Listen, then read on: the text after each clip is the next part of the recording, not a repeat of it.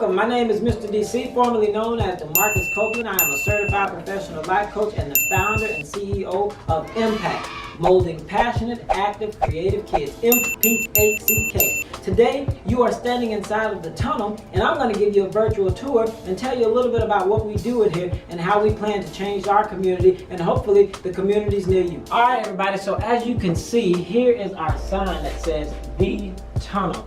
Tells you exactly where you are as soon as you walk in the door. Like I said, we focus on self-awareness, mindfulness, and wholeness. And this is just getting the kid to think outside of the box. That's what our logo stands for, trying to get the kids to think outside of the box, using their entire surroundings for the benefit of their life.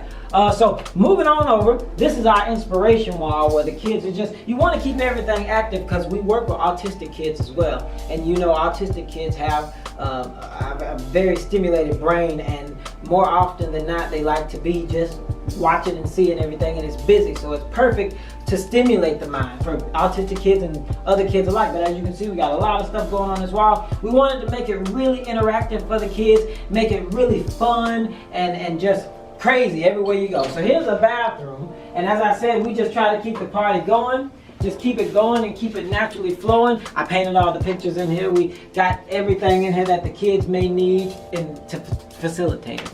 But whatever, that's just the bathroom. Moving right along.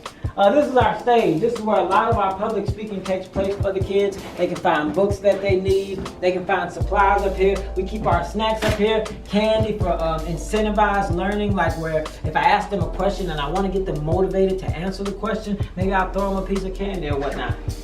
Some kids in our neighborhoods never seen a telescope. Some kids never seen an interactive board. Some kids never really been in an environment such as this, so we try to introduce them to as much as we can because that is our primary goal, taking them out of the space that they're in and giving them a nice, enjoyable learning environment and building them up so that when they go out into the community, they can change the community themselves. So moving right along, they've got all the fun things they need. We don't keep many toys in here because this ain't a place that we don't babysit here.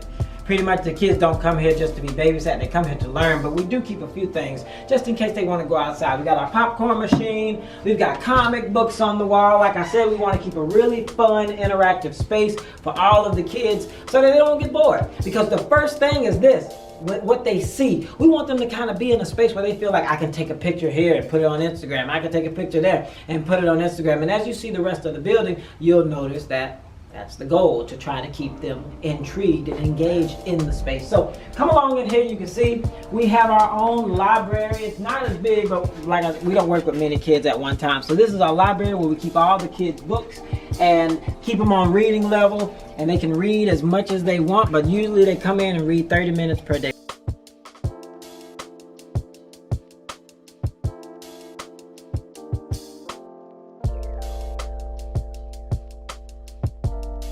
If your kid isn't reading at home 30 minutes per day and you send them to our program, they will read 30 minutes per day, and that's more than a lot of kids. Most kids are at home looking at their tablet or something for 2 hours, but we keep snacks in here, other supplies in here, but mainly this is the room for our books, and we created everything. We did everything from scratch. So here's another interactive board. It tells the kids about their schedule, what's going on, and it just tells us about Georgia Department of Early Childhood Learning. Just so you know, we got our paperwork and we got our licensing to run this facility. We're a certified program, and we have our 501c3. So if you donate, you can write it off on your taxes, and I encourage you to donate because we need the money for the funding. We try to let our children come for free, but of course, you can't sustain anything for free, so we do require the parents to pay a small fee so that their kids can continue to come. This right here is our interactive game. We call it Goals. The kids can come up here, and for an example, I'll show you. So we try to teach them in every chance we get. Everything we do in here is a learning opportunity, and that's what I base my whole life coaching genre on. Just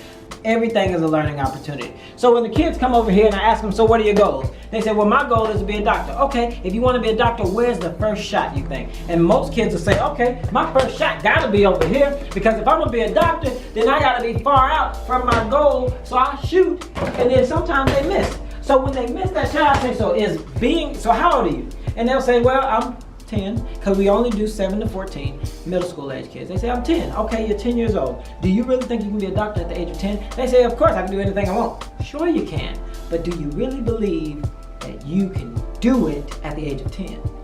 And they say, well, no. Okay, good, because now we can start and I can tell you exactly what it's going to take. So the first step is, what grade are you in? Well, I'm 10, I'm in the 5th grade. Okay, cool. 5th grade is right here. This is your first shot. This is your first goal. Get through 5th grade. Now, if you miss, shoot again. If you miss, shoot again. If you miss, shoot again. But it's easier to adjust with that first primary goal. Adjusting from here, which is being a doctor, starting right here, is going to get extremely difficult to continue to just shoot that shot. That's why you start your goals exactly where you are. Now, having goals and having dreams are two different things. You can dream to be a doctor, but if your goal is to be a doctor, then you have to start here. But that's just that. Like I said, we try to keep it fun and interactive. That's just one thing we added to the show. All right, so as you can see, this is our book bar. Kids can come over here, tell us what book they want. They can. We try to keep it fun, keep it very interactive. Like I said, we help out with autistic kids, any kids who have slower brain development issues, because we just have to keep it active and keep them engaged. And as long as we can keep them engaged, we can keep them learning. But anyways, this is the book bar. The kids like the book bar. They like to come up and ask for snacks. They like to come up and ask for books. And we love it when they do that. So that's that. This is our greenery. We try to make it look like they're in an entire different country, but we try to keep it earth-based. We try to make it look earthy in here so they can understand, like, these are the natural colors that I see every day. So it feels at home automatically when they come in. Our Paddington clock. The kids love it.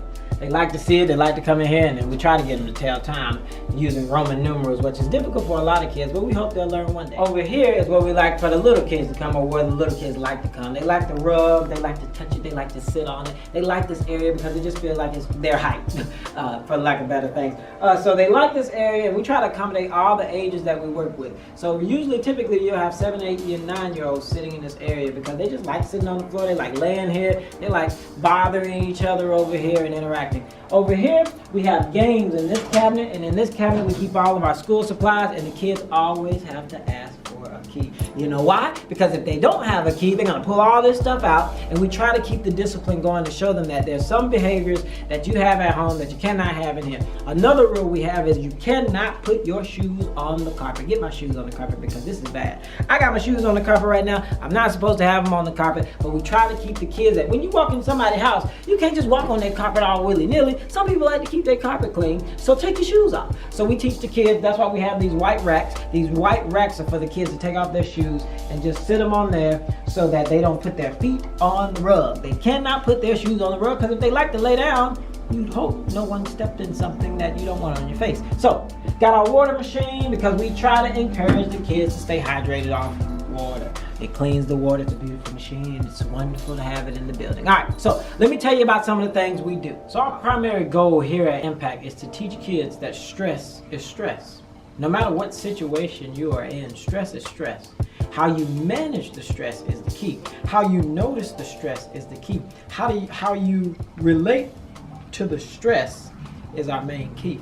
So here, we like to teach them intense, stressful situations that would make a normal person who isn't specifically trained in these things extremely stressful. We like to build the anxiety up in appropriate situations than for them to experience anxiety and stress for the first time in an inappropriate situation. So how do we do it at Mpack? We teach them 4 different things that make the anxiety and the stress intense. But once you overcome it, anytime you feel that feeling again, you may have some better tools and tactics to help you get through it. So, first thing we like to teach is public speaking.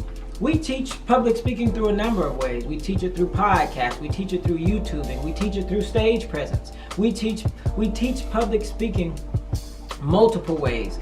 And we try to get the kids to understand that if you can get over the fear of speaking in front of people, you can get over the stress of speaking and meeting new people. And being social and networking is a quality that most people don't have.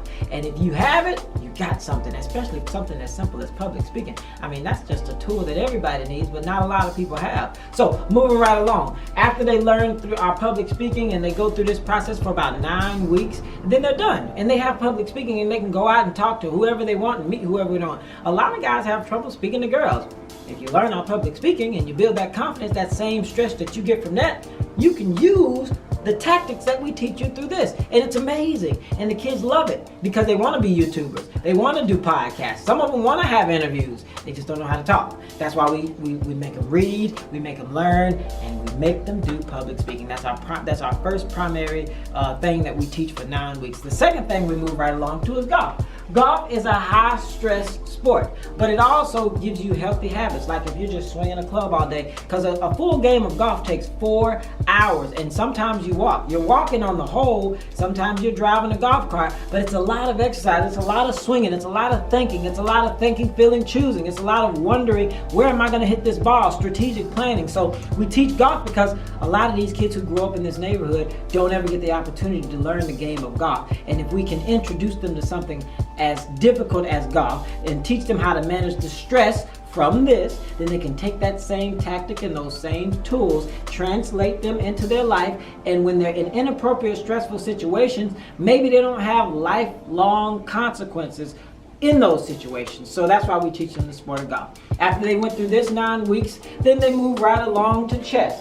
Now, chess is one of my favorite things to do because in chess you can burn so many calories and you can get so intense in your mode of thought. But you talking about high stress resolution, this is a game where you have to figure out how to make decisions, sometimes fast, sometimes slow, but you got to make sure every decision you make goes towards your end goal, which automatically translates to what we're trying to do in here. We're trying to get these kids to make goals that make sense and gets them through life. So when they learn this game of chess, not only do they get chess, but they understand how to make rational decisions that help throughout their life and throughout their goals. And they get 9 weeks of this. And it's pretty much for helping them decision making, helping them figure out how to make decisions and how to move through life, making the best decisions possible. And last but not least, we teach financial literacy. Most adults don't have financial literacy. Most adults don't understand how to work their finances, how to save, how to build their credit, how to make money, how to spend money, how money depreciates if you're just sitting on it,